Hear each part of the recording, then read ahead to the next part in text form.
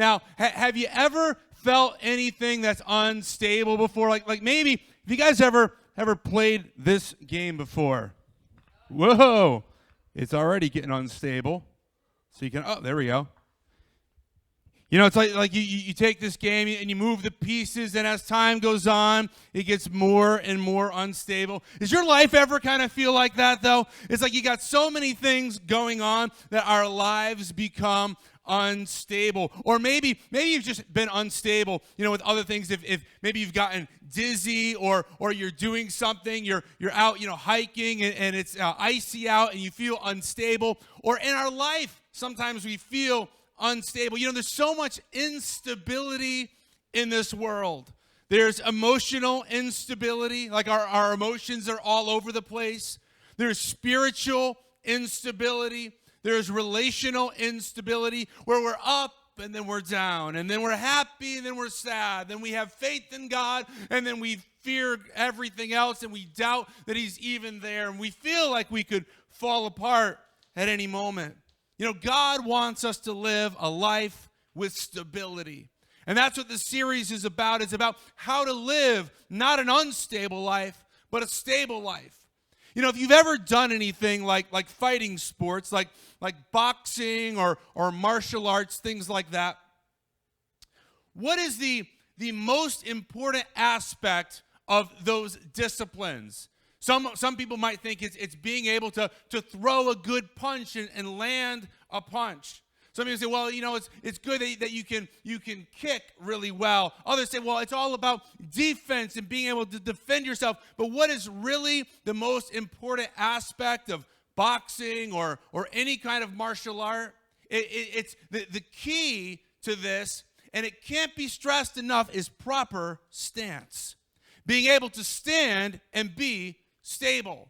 This is the most important part. This is the key to offense and defense, because when you're off balance, you become unstable.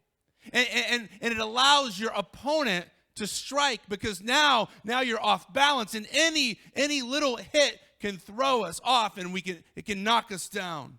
In your notes, if you're taking them, when our lives are unstable, it allows the enemy to attack.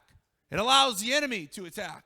See, he finds out, what are your vulnerabilities? Where are you vulnerable in your life? And let me hit you there. Let me hit you in the area that you're unstable. You know, it's like he's taken some of these pieces. Let's see if I can get one of these pieces out. I don't know if oh, there we go. We got one. It's like he just wants to chip away. Oh, there's some instability right there. Oh, there's a good one. There's some instability, and he wants to chip away at us. He wants to begin to work at the areas of our life that are kind of not stable. And he wants us ultimately to fall down. See, let's take a look here what it says in Psalm chapter 16, verse 7. He says, I will bless the Lord who guides me. Even at night, my heart instructs me. I know the Lord is always with me. I will not be shaken, for he is right beside me. Underline that. I will not be shaken, for he is right beside me. Do we allow the circumstances and situations of our life, do we allow them to shake us, to rattle us, to make us vulnerable, to make us unstable, to lose our balance? He says, I know the Lord is always with me. I will not be shaken, for he is right beside me. No wonder my heart is glad, and I rejoice because my body rests in safety. See, God doesn't want us to be shaken. He doesn't want us to live unstable lives, being tossed and turned with everything that we face. He wants us to be stable. He wants you to be immovable and anchored to him. But sometimes in our life, it feels like we're just being tossed around. We're just being blown around like waves on the ocean. We're just being blown around. So one of the things that makes us unstable, and we're going to be looking at different things throughout this series, but one of the things that makes us unstable, it's in your notes, is that constantly seeking approval from others will make us unstable. Constantly seeking approval from others. Maybe we're seeking approval from our teachers. Maybe you're seeking approval from your boss. Maybe you're seeking approval from a parent.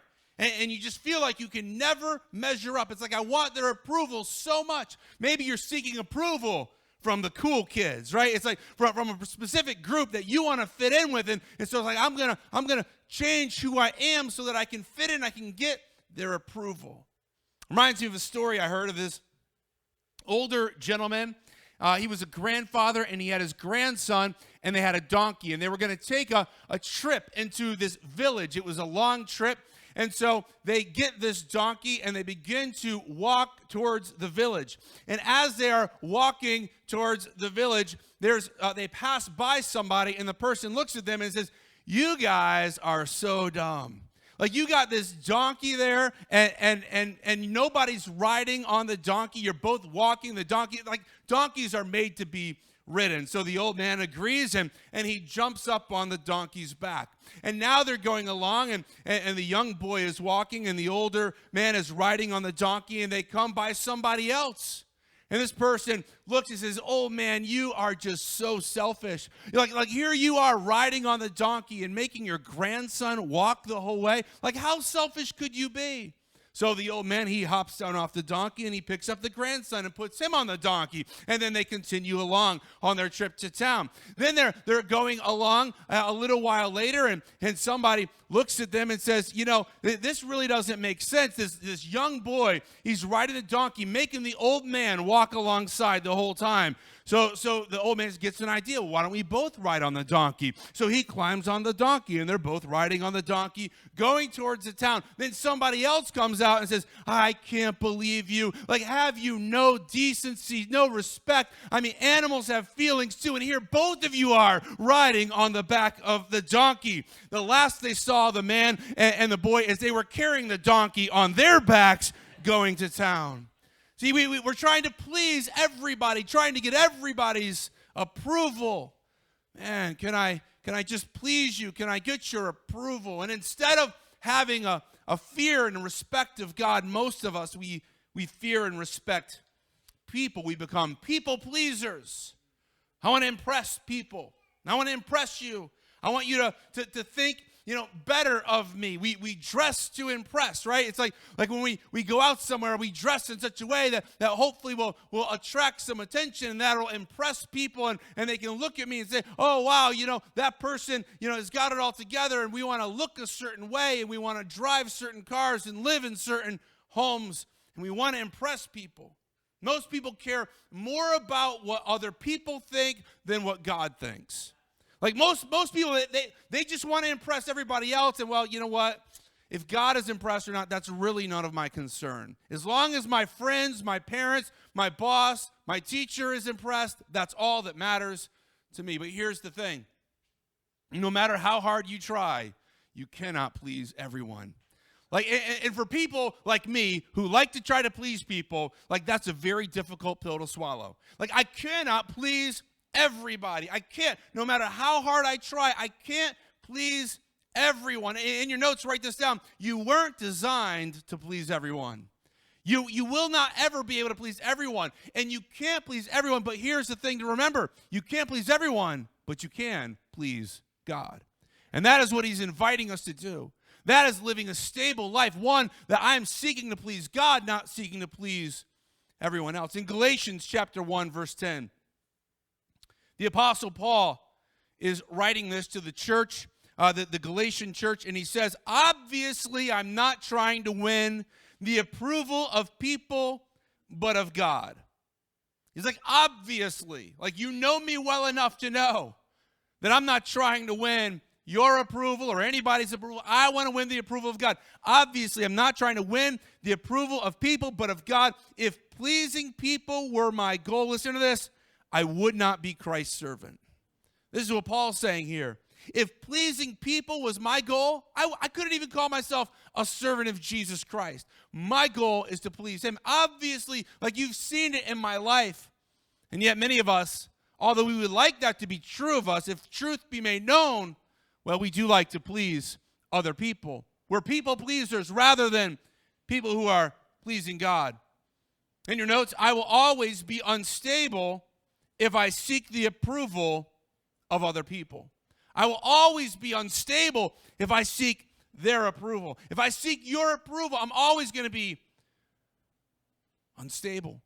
I'm going to be addicted to approval. You know, you can get addicted to it. You get addicted to approval. You don't believe me?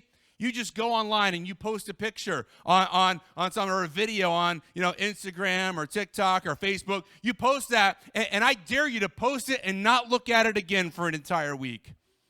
We're like, no. Did anybody like it? Did anybody like it? Come on, I need somebody to like it. Like me. Oh, you know what? This other person over there is such a jerk because they got more likes than I got. And it's like I'm craving this approval, this instant gratification, this little hit in my brain that becomes addictive. Some people get so high on the approval of others that they can't even function without it. They feel somebody's disappointed in them. It's like, oh, I got to do whatever I can to just gain their approval. But my question to you today is this: who are you trying to please? Who are you trying to please? Because maybe you're being successful at pleasing other people, but you're not actually pleasing God. And that's what's more important. Whose approval do you crave? Have you ever changed something about yourself hoping that people would like you more? Like you change something, like maybe we dress a certain way, right? It's like, okay, you know what? I'm going to dress this way, and maybe people will like me if I wear these certain clothes. Maybe I'll fit in with that specific group if I dress this way, or maybe you laughed at something that you didn't think was funny, but you just laughed because you said, well, if I don't laugh, they're gonna think I'm weird. Or maybe you listen to a certain kind of music. Let's see, and you're like, oh, if I listen to this music, maybe people will accept me and approve me. Or how about this one? I do this sometimes. You act like you understand something or you get it when you really have no clue what somebody's talking about, right? They're just going on about like nuclear physics. You're like, yeah, I was thinking about that too. That, it's like, or maybe this. Maybe you avoid, asking for advice because you're like, I don't want to ask for advice because if I ask for advice from someone, they're going to know that I'm not that smart. And oh no, it wasn't stable after all. See, we're trying to please everybody else, and then we lose stability, and we end up crashing and crumbling and falling down because we're trying to please everybody else when God had a design for us. He says, I want you to live in a way that pleases me, that I give you my approval.